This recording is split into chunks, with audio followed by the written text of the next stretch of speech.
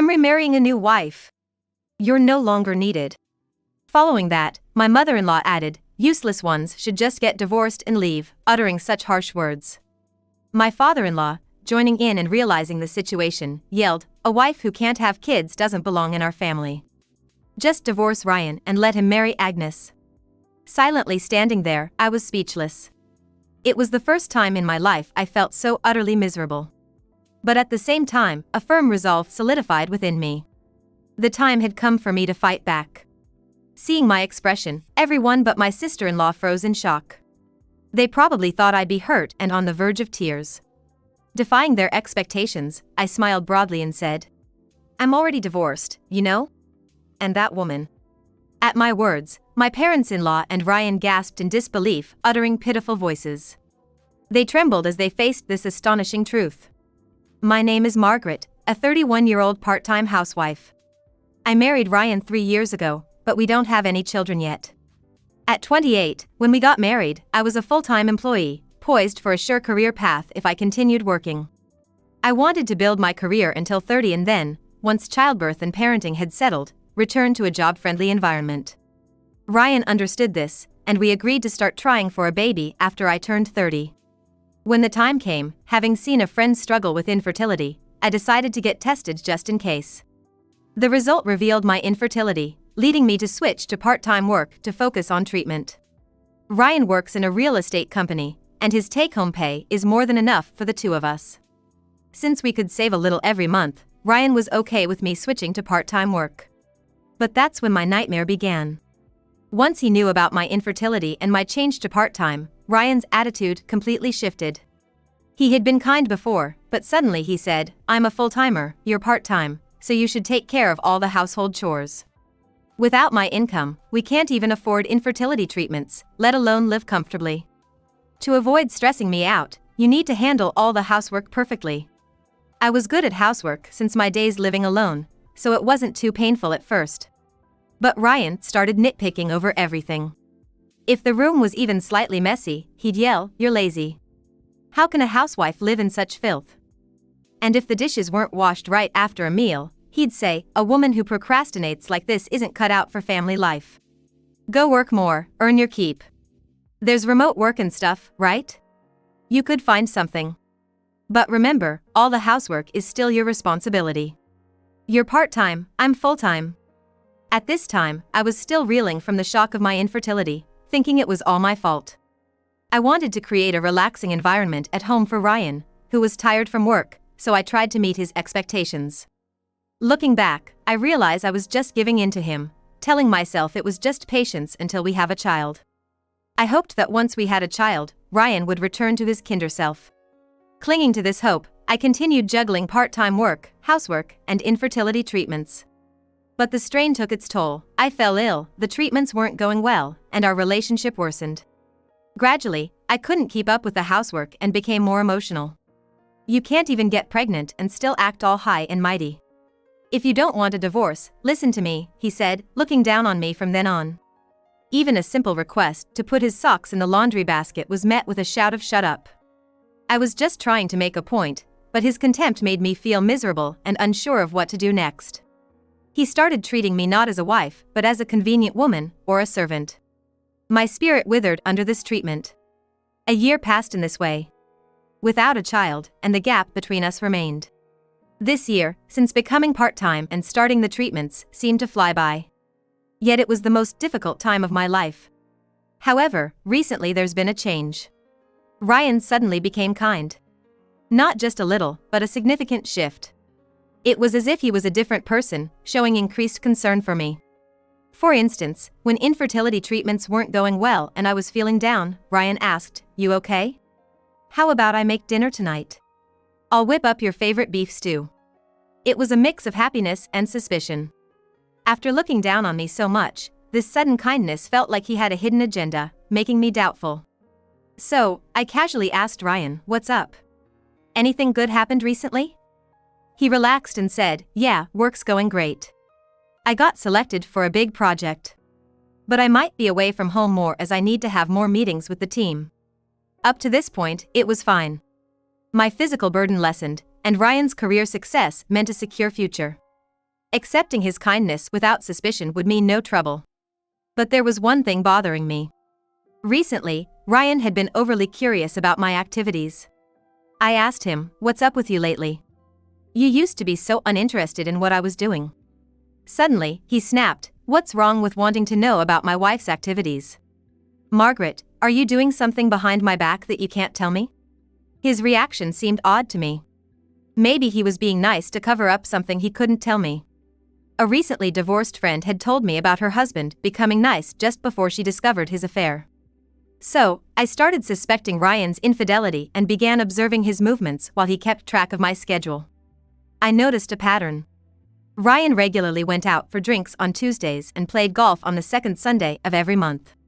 He'd answer normally about other days, but on those specific days, if I asked where he went, he'd get angry, saying, "Damn it. Stop nagging me. You're so annoying." It was suspicious. I grew more convinced Ryan might be cheating and decided to take serious action. A few weeks later, needing a break from this covert battle, I went on a little trip. It was a 20-minute drive from home to a cafe that had recently opened and caught my interest. Despite hearing about lines, I didn't mind waiting alone, so I went there and waited for my turn. That's when I bumped into my sister-in-law. She's a 29-year-old cheerful and kind daycare worker, 2 years younger than me. She always looked up to me like a real sister, and I adored her like my own sibling. When I greeted her, my sister-in-law was startled and looked me up and down. In a way she never does. Confused by her strange behavior, I tilted my head. "What's wrong?" Snapped out of it, my sister-in-law blinked. And after a moment of silence, she brightened up and said, "Margaret, let's have lunch together." So, we changed the number of people and sat together after waiting for several minutes. During lunch, my sister-in-law told me an unbelievable fact that left me speechless, unable to eat. After lunch, instead of going home as planned, I decided to change my plans. I decided to visit my parents-in-law's house with my sister-in-law. Their house is about a 30-minute drive from the apartment where I currently live, so I don't usually stop by. My parents-in-law aren't exactly fond of me, so I don't see them often, only during the holidays or for memorial services. This would be a rare visit. It was just a little over 10 minutes from this cafe. My sister-in-law, who lives alone and only occasionally visits home, usually informs my mother-in-law when she's coming. But today, we decided to go there without notice. It's the second Sunday of the month.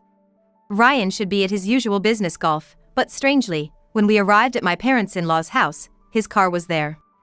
My sister-in-law unlocked the door, and as we entered, I whispered a small hello. My mother-in-law came out and asked with a puzzled look, "What's Margaret doing here?" Her tone was clearly unpleasant, just because I visited. She took this attitude simply because a daughter-in-law dropped by the house. I barely managed to hold back a sigh. Then, from the back of the house, I heard voices. Ryan and a woman appeared. Ryan looked shocked for a moment, but the woman cheerfully said, "Nice to meet you. I'm Agnes, the future wife of Ryan." As I stood there dumbfounded, my sister-in-law, with an angry expression, confronted them. "Hey, what's going on here? Explain this." Ryan sighed deeply. Then, looking down on me, he said something shocking. "I'm remarrying a new wife. You're no longer needed." Following that, my mother-in-law added, "Useless ones should just get divorced and leave," uttering such harsh words. Oddly, I was the only one who remained calm and rational, in contrast to my trembling sister-in-law, who seemed both angry and sad. Meanwhile, Ryan, Agnes, and my mother-in-law looked down on me without any sign of remorse. Then my father-in-law, hearing the commotion, came in and quickly understood the situation, yelled, "A wife who can't have kids doesn't belong in our family. Just divorce Ryan and let him marry Agnes." "Dad," my sister-in-law shouted, trying to stop him, but I slowly raised my head. It was time for my counterattack. Seeing my expression, everyone but my sister-in-law froze. They probably thought I'd be hurt and on the verge of tears. But defying their expectations, I smiled broadly and said, "I'm already divorced, you know? And that woman." My parents-in-law and Ryan were astonished when I mentioned, with a hint, that I was already divorced. They could only utter a pathetic "huh" in response. I had the urge to reveal Agnes's true identity right then and there. But instead, I sighed and said, "Ryan, do you remember the recent fuss? You were ranting about divorcing me and even filled out the divorce papers. Those papers were signed by you, so I filled in my part, submitted them, and consulted a lawyer. Whether you realize it or not, we're already divorced, not a couple anymore." Ryan seemed to recall that incident and lost his previously composed demeanor. Instead, his eyes darted around, clearly showing his agitation. A few days ago, Ryan and I had an argument, and in a fit of rage, he signed the divorce papers and threatened me. The argument was over something trivial. I had simply asked him again where he goes every second Sunday. It was time to get to the heart of the matter. Ryan, red-faced, yelled, "You're always asking such things. Do you want to tie me down? I'm not having it." It was his usual angry outburst. I pointed out that it was strange for him to get so worked up just because I asked about his whereabouts on the second Sunday. Still, Ryan kept nagging and stormed out of the house. Later, he came back with the divorce papers, filled his part out hastily, and pushed them at me, saying, "I can divorce you anytime." When I asked if he really intended to divorce, Ryan nodded firmly. So, I secretly filled in my part and kept the papers in my bag, ready to submit anytime. They were like a talisman. A magical paper that could end my marriage with Ryan if anything happened. Today, after a shocking conversation with my sister-in-law and reaching my limit, I stopped by the office to submit the papers before visiting my parents-in-law. Ryan, hearing this, said, "That was just a threat, I didn't mean it." But my sister-in-law retorted, "You signed it yourself, saying you could divorce any time. That clearly shows your intent." Ryan fell silent again. I sarcastically said to Ryan, "So, we're practically no longer a couple. Happy now?" He opened his mouth to say something. But before he could, my mother-in-law interjected with a smug look, "Oh, is that so? Well, divorcing you was always the plan, so that's fine, isn't it?" My father-in-law seemed to agree with her, nodding his head. From their perspective, my divorce from Ryan was inevitable, sooner or later. So, they thought, why not now? Their true feelings were evident, suggesting that the divorce was a positive outcome for Ryan anyway. Standing next to Ryan, Agnes was also just smirking annoyingly. Noticing this, Ryan chuckled slyly and said, "Yeah, that's right, our divorce is the first step towards me being with Agnes." It was a skin-crawling statement. Our younger sister-in-law looked embarrassed by this scene, maybe ashamed of these four. For me, holding back laughter at this foolish family and Agnes was a challenge. Ignoring their triumphant looks, I operated my smartphone and then showed them a photo in front of them. It was clear evidence of Ryan and Agnes's affair, pinpointing the place and time in just one shot. I told Ryan, "I didn't file for divorce on a whim. I've gathered all the evidence of your affair from the start." Seeing him gulp at my words. When I glanced at him, Agnes suddenly burst into laughter. Frowning, I looked at Agnes as she blurted out, "So, you've thoroughly investigated me too? That woman you almost mentioned.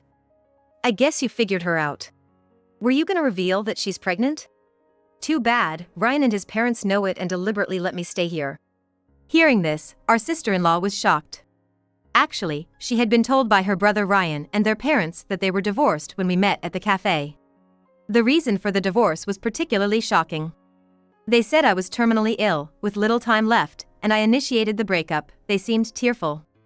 Surprised by my sudden appearance at the cafe, my sister-in-law thought she was hallucinating, hence her strange behavior, which she apologized for. Hearing their story, I was appalled. Ryan had lied about separating from his wife due to a made-up illness. He told her sister, "Margaret is now despairing in life. So, please don't contact her and accidentally upset her." Believing this, my sister-in-law refrained from reaching out to me. However, upon returning home, she was surprised to find a strange woman living there, whom my parents-in-law introduced as Ryan's new wife. So, until now, my sister-in-law realized she had been deceived. But she was hearing for the first time about Agnes's pregnancy. In response to Agnes's smug attitude, I burst out laughing. After my laughter subsided, I spoke to a stunned Agnes. "Of course, I knew you were pregnant. My detective had already clued me in. But I figured Ryan and his parents living here with you must know too, so I brought something even more interesting," I said, and the atmosphere immediately tensed. Everyone held their breath in a hushed silence, wondering what revelation was coming next. Agnes looked at me anxiously, waiting for me to speak. When I finally did, the quiet was shattered and the situation took a drastic turn. What I wanted to say is, the child you're pregnant with, Agnes, it's not Ryan's. It's from another man. Immediately, sweat formed on Agnes's forehead, and her expression became rigid. Ryan, speechless, could only mutter, "What?" and his parents, confused, slowly turned their gaze towards Agnes. I had spent my savings before our marriage on a detective, asking them to gather conclusive evidence and information that would be advantageous for me post-divorce. Normally, it would have been just providing photographic evidence, but I requested several extras. I wanted photos that clearly showed the date and time, and detailed investigative reports recorded at every step. In fact, I had already gathered enough evidence to confront Ryan and demand alimony on the day of the divorce petition chaos. I knew why he only went out on Tuesdays and the second Sunday of every month. Those were Agnes's days off at her job. Ryan dug his own grave by writing the divorce papers himself, handing me an unexpected win. I had enough evidence to corner Ryan but thought it was too early. The detective had mentioned a dark shadow lingering around Agnes, the mistress. So, I asked for a more detailed investigation into Agnes. It turned out, she was indeed pregnant, and Ryan knew about it. This was somewhat expected. However, Agnes insisted on going to the doctor alone, stubbornly refusing to bring Ryan along. He seemed indifferent, but Agnes had a clear intention. It was to keep her other boyfriend, a married man with kids, from suspecting anything. It turns out the child is definitely his. This married man, unable to be with Agnes due to his family, agreed to cover all costs for prenatal care and childbirth and even pay a lump sum in child support to end their affair. The agreement was that once the baby was born and if a test confirmed it was his child, he would pay child support and settle their relationship. That's why that man always accompanied Agnes to the hospital, leaving no room for Ryan to get involved. But Ryan, used to me attending fertility clinic appointments alone, didn't suspect anything different. I had collected evidence of Agnes going into the clinic with another man and even had decisive audio data, all stored on my smartphone. I presented all this evidence right here. Agnes's face gradually turned pale, and her hands seemed to tremble slightly. Ryan, filled with anger, confronted Agnes, yelling, "Did you deceive me?" His parents were doing the same. I thought it was too much to gang up on a pregnant woman, so I intervened. "Enough, you're all embarrassing. You're all just as bad."